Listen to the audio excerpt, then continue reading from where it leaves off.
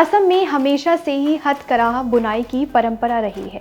हथकरघा बुनाई वास्तव में असम के सबसे बड़े और सबसे पुराने कुटीर उद्योग का प्रतीक है और शायद ही कोई ऐसा गांव हो जहां कोई करघा ना हो। असम के ग्रामीण इलाकों में लगभग हर घर में बुनाई के लिए एक फुटलूम या हैंडलूम होता है। असम के लोगों के लिए बुनाई सिर्फ एक व्यावसायिक जरिया ही नहीं बल्कि ये प्यार और स्नेह का प्रतीक भी है। बिहू के नज़दीक आते ही ग्रामीण महिलाएं करघों पर पोशाक बनाने में व्यस्त हो जाती हैं। ये अपने परिवार के सदस्यों के लिए तो कपड़े बुनती ही हैं, उसके साथ साथ ही गांव के दूसरे लोगों के लिए भी कपड़े बुनती हैं, जिसे वो बाजार से कम कीमत पर बेचती हैं, जिससे उनकी घर बैठे आमदनी भी हो जाती है। ऐसे ही एक गांव में पहुंचे हमारे सहयोगी मंजर आलम।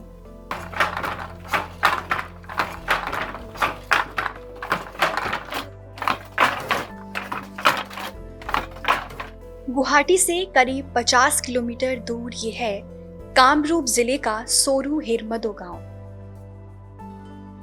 साफ सुथरी पक्की सड़कें, ऊंचे ऊंचे पक्के मकान गांव की खुशहाली की कहानी बयां कर रहे हैं। आगे बढ़ते ही एक घर के सामने खड़ा ट्रैक्टर और घर के आंगन में एक छोटी सी राइस मिलिंग मशीन से धान से चावल को अलग करते किसान।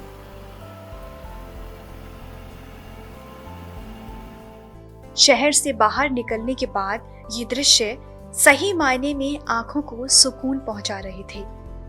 पुराने जमाने में हमने गांव में डेकी से धान कूटते और चावल को अलग करके देखा था, जिसमें मेहनत और समय दोनों ही लगते थे। लेकिन यहाँ बड़ी तेजी से धान से चावल अलग हो रहे थे। राइस मिलिंग का वीडियो शूट करने के बाद हम आगे बढ़े तो एक आवाज थी जो हर घर से आ रही थी, और ये आवाज थी हैंडलूम यानी हथकरघे की, जिसमें ग्रामीण अपने कपड़े बुनते हैं।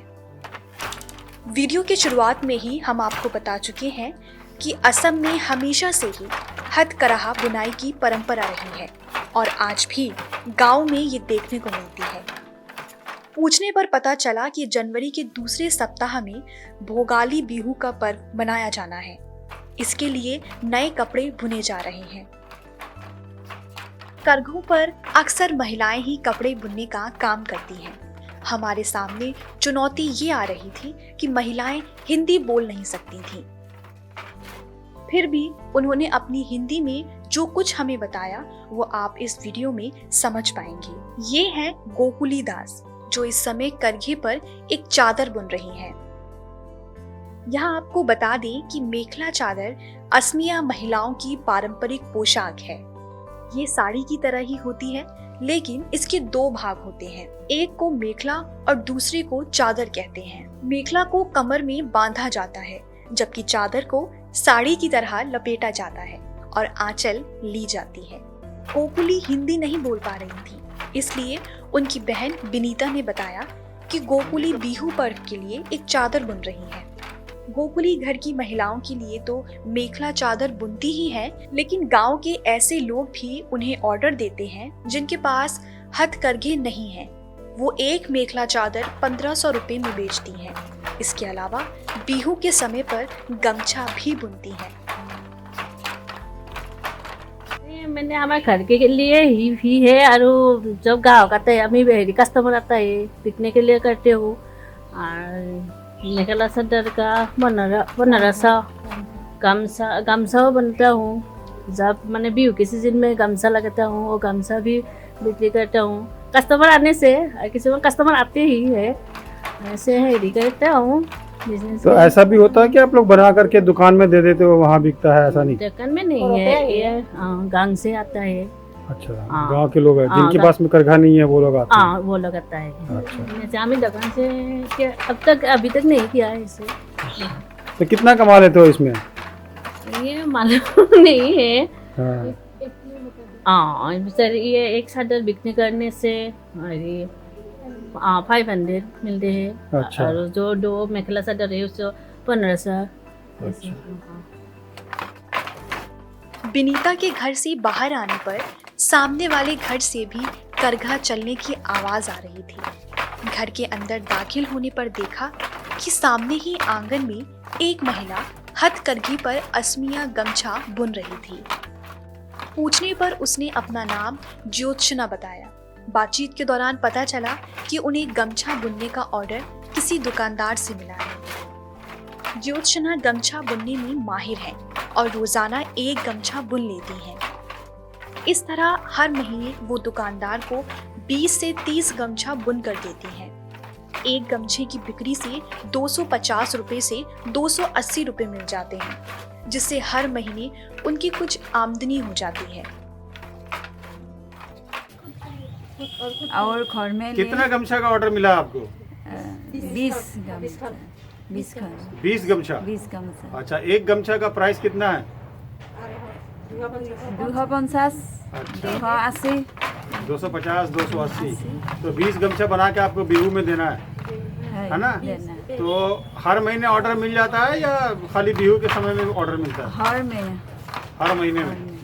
तो हर महीने कितना आप गमछा बनाते हो? मैं हर महीने 20-22 गमछा बना लेते हो। मतलब एवरेज डेली एक गमछा बनाते हो? एक बना लेते हो? एक बनाए। अच्छा, तो रॉ मटेरियल कहाँ से लाते हो? मैं दुकान में और व्यापारी में। दुकान। ये हैं वंदिता, गांव के स्कूल में टीचर। खुद कपड़े नहीं बुनती, लेकिन उनकी बूढ़ी माँ के बुने कपड़े खरीदने आसपास के गांवों से लोग आते हैं। वंदिता, ये हमको पूरी कहानी आप लोग बताओ। ये गांव में हम देख रहे हैं कि हर घर में करखा लगा हुआ है और मिखला, चादर, गमछा सब बन रहे हैं। आपके यहाँ भी बन रहा है। तो ये आप लोग अपना बिहू की तैयारी कर रहे हो या सेल भी करते हो? क्या है पूरी कहानी, हमको बताओ। ये हम हमारे घर के लिए भी बनाते हैं और हमारे जो भी हुआ रही है ना, उसके लिए हमको ऑर्डर दे रही है दूसरे लोग जो ये बना नहीं सकते। तो हमें ये सब करके हम अपने लिए क्या करते हैं, एक पैसा इनकम भी करते हैं। तो ऐसे हमारे लिए भी बनाते हैं और दूसरे के लिए भी बनाते हैं हम। तो इससे कितना इनकम हो जाता है? ये फेस्टिवल का टाइम में ही इनकम होता है या साल भर बनाते हो? साल भर बनाती हूँ, लेकिन फेस्टिवल के टाइम ज्यादा हो सकता है। अच्छा, तो अभी आप क्या बना रहे हो मम्मी? ये मेखला चादर बना रही है। मेखला चादर। अच्छा, तो ये ऑर्डर का है या अपने लिए बना रहे हो? ये हम ऑर्डर के लिए भी बना रही है और हमारे घर के लिए भी बना रही है। अच्छा। गांव की हर घर में लूम पर महिलाएं कपड़े बुनती दिखी। ये है बिंदु। हिंदी नहीं बोल पाती, लेकिन थोड़ा समझती है। उन्होंने हमें दर्जनों मेखला चादर दिखाई, जो उन्होंने खुद घर पर और बिक्री के लिए बनाई थी। बिंदु की दोस्त मिंटू मोनी दास ने बताया कि घर पर मेखला चादर बुनने में 1000 रुपए लगते हैं, जबकि बाजार में इसकी कीमत 1500 से 2000 रुपए होती है। साथ ही बाजार आने जाने में समय और खर्चा भी होता है, इसलिए वो परिवार के लिए कपड़े अपने लूम पर ही बुनती हैं। अच्छा, कितना खर्चा आता बनाने में और बाहर में इसकी कीमत क्या होती है? बनाने में 1000 रुपये आती है, बाहर से खरीदने में 2000 से 1500 से। तो ये गांव के सारे लोग खुद अपना बनाते हैं या सेल भी करते हैं?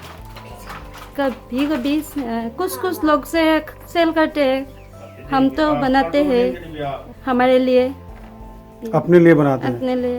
अच्छा, तो ये सारे परिवार के सभी सदस्यों के लिए बना लेते हो या सिर्फ अपने लिए बनाते हो? सभी सदस्य के लिए। अच्छा, तो ये मेखला चादर तो फीमेल के लिए हुआ ना, महिला लोग के लिए। तो मेल के लिए धोती, कुर्ता ये सब भी बनाते हो? हाँ, जैसे भी बनाते। हथकरघा असम की संस्कृति का एक अहम हिस्सा है, जो लाखों लोगों, खासकर 60% महिलाओं को रोजगार देता है। देश में सबसे ज्यादा हथकरघा बुनकर असम में ही है।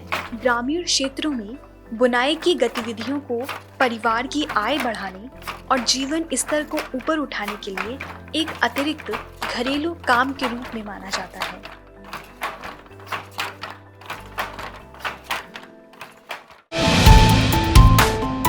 जो है आपके आसपास,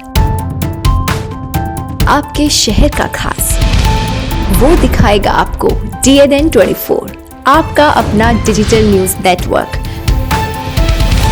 तो फिर कीजिए लाइक, सब्सक्राइब और फॉलो।